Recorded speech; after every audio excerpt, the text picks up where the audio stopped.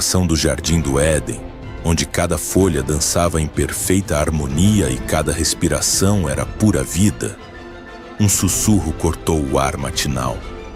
Não era o canto dos passarinhos nem o murmúrio do rio que atravessava o paraíso. Era algo diferente. Algo que jamais havia ecoado naquele lugar sagrado. Entre as sombras douradas da árvore do conhecimento do bem e do mal, uma figura sinuosa se movia. Seus olhos brilhavam com uma inteligência perturbadora, e suas escamas refletiam a luz como joias preciosas. A serpente, mais astuta que todos os animais do campo, havia escolhido seu momento. Eva caminhava despreocupada pelos caminhos floridos, seus pés descalços tocando a grama macia que jamais conhecera espinho. O perfume das flores enchia o ar, e a brisa suave acariciava seus cabelos como uma bênção constante. Ela não sabia que estava sendo observada.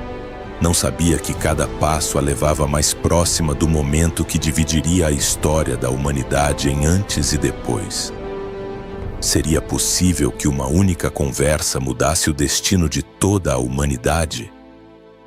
Que palavras aparentemente simples tivessem o poder de abalar os fundamentos do próprio universo? Ali, no vale protegido onde Deus plantara o primeiro jardim nas páginas imortais de Gênesis, capítulo 3, estava prestes a acontecer a primeira batalha de todas as batalhas. Não haveria espadas reluzentes nem exércitos marchando. O campo de combate seria a mente humana, e as armas seriam palavras envenenadas pelo engano. A serpente sorriu, se é que serpentes podem sorrir, e deu seu primeiro passo em direção à mulher que caminhava inocente entre as flores do paraíso.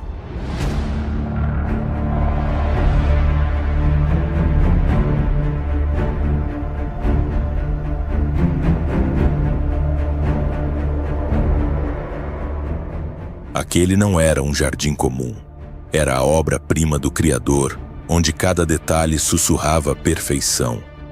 Rios de águas cristalinas cortavam planícies verdejantes, árvores frutíferas ofereciam alimento sem fim, e a presença de Deus caminhava visivelmente na viração do dia.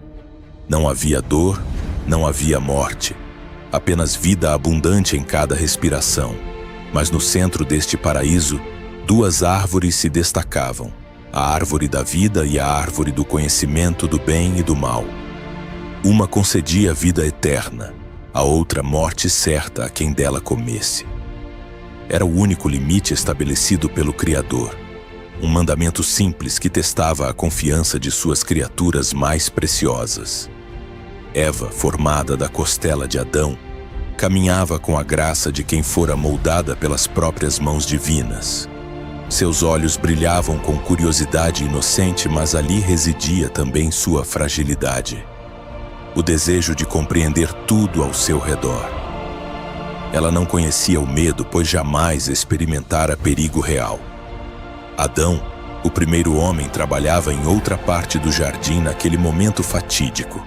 Ele, que recebera diretamente de Deus a ordem sobre a árvore proibida, não estava ali para proteger sua esposa da ameaça que se aproximava.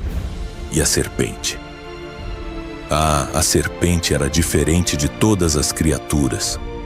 Mais bela que qualquer animal, mais inteligente que qualquer fera do campo. Mas por trás de seus olhos hipnotizantes ardia algo sinistro. A inveja de quem fora expulso da presença divina e agora desejava arrastar outros consigo para a mesma perdição.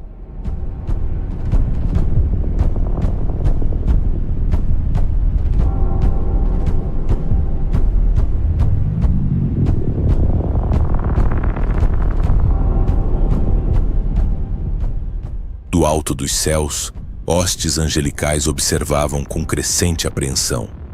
Eles conheciam bem aquela criatura que outrora brilhara como estrela da manhã nas cortes celestiais. Agora, banida da presença do Altíssimo, ela rastejava pelo jardim com propósitos sombrios. Os anjos sabiam que não podiam interferir. O livre-arbítrio dos humanos precisava ser respeitado. Eva parou diante da árvore proibida, como já fizera outras vezes. Suas frutas eram lindas de se ver, e o aroma que exalavam despertava uma curiosidade quase irresistível.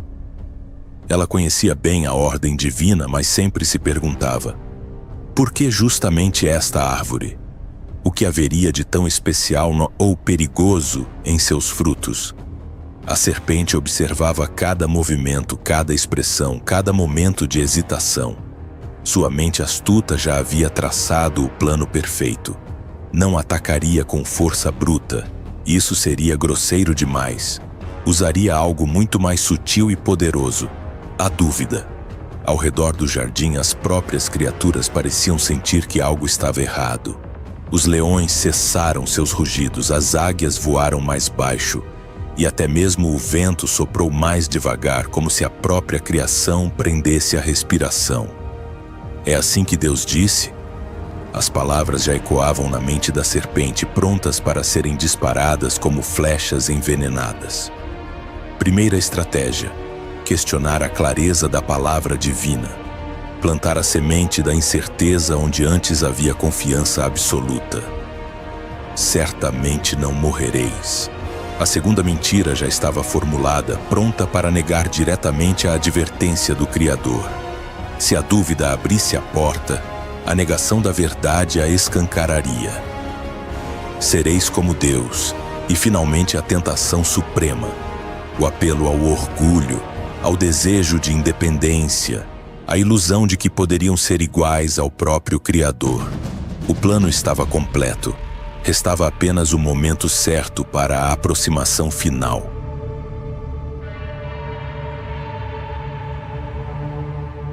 O silêncio que precedeu o primeiro golpe foi ensurdecedor.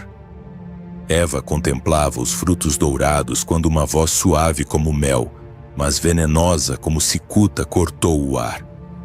É assim que Deus disse: não comereis de toda a árvore do jardim? Eva virou-se, surpreendida. Animais falavam com ela frequentemente, mas havia algo diferente naquela voz. Algo que fazia seu coração acelerar sem que soubesse por quê. Podemos comer do fruto das árvores do jardim, respondeu ela, inocente ainda. Mas do fruto da árvore que está no meio do jardim, disse Deus, não comereis dele, nem nele tocareis, para que não morrais. A serpente moveu-se mais próxima, seus olhos brilhando com falsa compaixão. Certamente não morrereis. As palavras saíram como sussurro sedutor, negando diretamente a advertência divina. Porque Deus sabe que no dia em que dele comerdes, se abrirão os vossos olhos e sereis como Deus, sabendo o bem e o mal. O primeiro golpe havia sido desferido, a dúvida plantada, a mentira lançada, a tentação oferecida. Eva olhou novamente para a árvore. De repente, o fruto parecia mais desejável que nunca.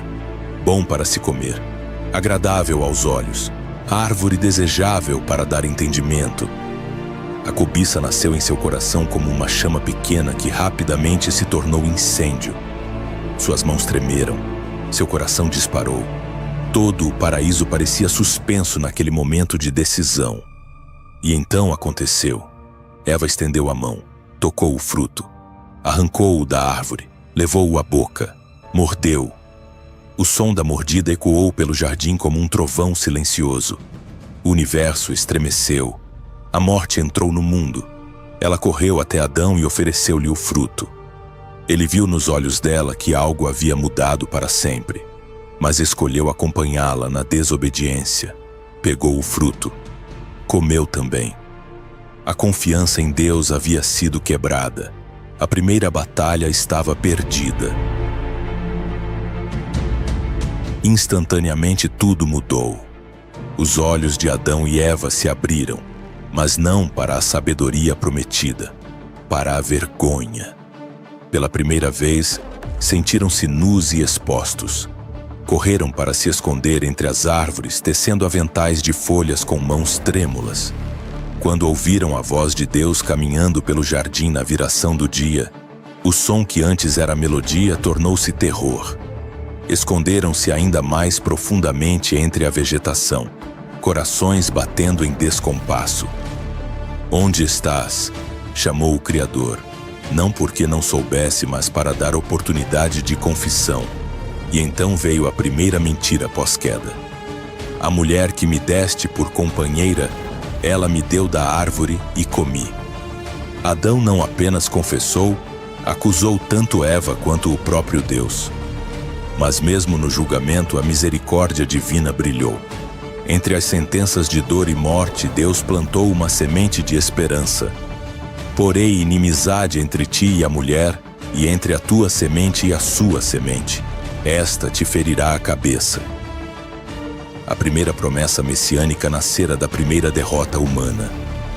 A batalha das palavras determinara o destino de toda a humanidade. Uma conversa mudara tudo, mas a história não terminara ali. Era apenas o primeiro capítulo de um plano maior de redenção. A serpente havia vencido a batalha, mas a guerra ainda seria ganha pelo Criador.